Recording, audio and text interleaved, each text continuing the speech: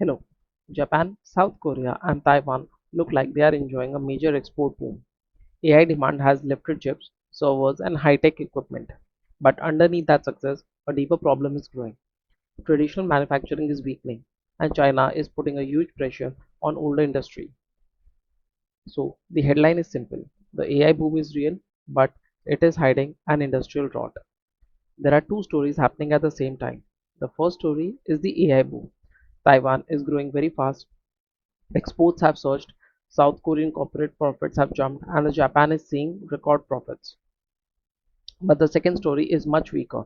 If we remove the semiconductors and the AI servers, Taiwan's export have fallen sharply since 2022. South Korea's non-AI exports have stagnated, and Japan's wider industry is declining. So the region looks strong, but the strength is becoming heavily concentrated in the AI-related technology. China's roles has also changed.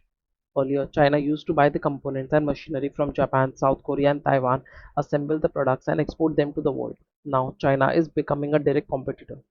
It is challenging them in cars, battery, chemicals, and other industries. Trade balances with China has worsened for all the three economies. Taiwan's long-running surplus have flipped into deficit. Japan has seen record monthly deficits, and South Korea's position has only improved recently because the chip exports have surged. The key point is China is no longer the customer, it is now the competitor. Manufacturing in Northeast Asia is becoming narrower. The AI related tech now makes up more than 40% of the South Korean export. In Taiwan, it makes up to 80% of the exports.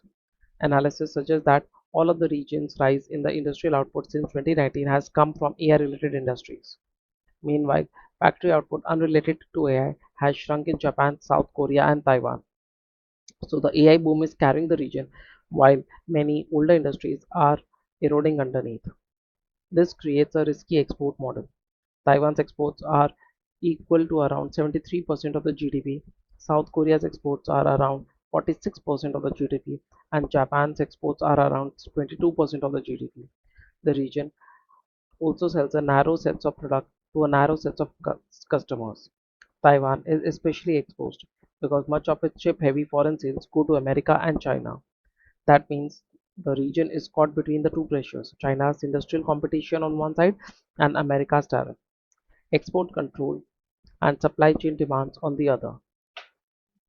So the Northeast Asia is leaning harder on fewer products, fewer customers, and more geopolitical risk.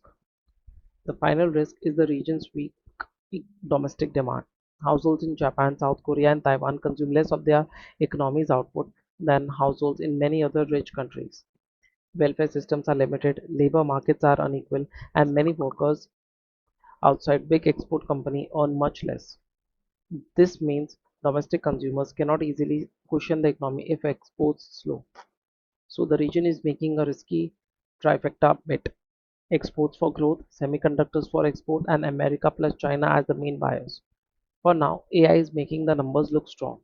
But if the AI boom slows or geopolitics turns worse, Northeast Asia's prosperity could become narrower, weaker, and more vulnerable.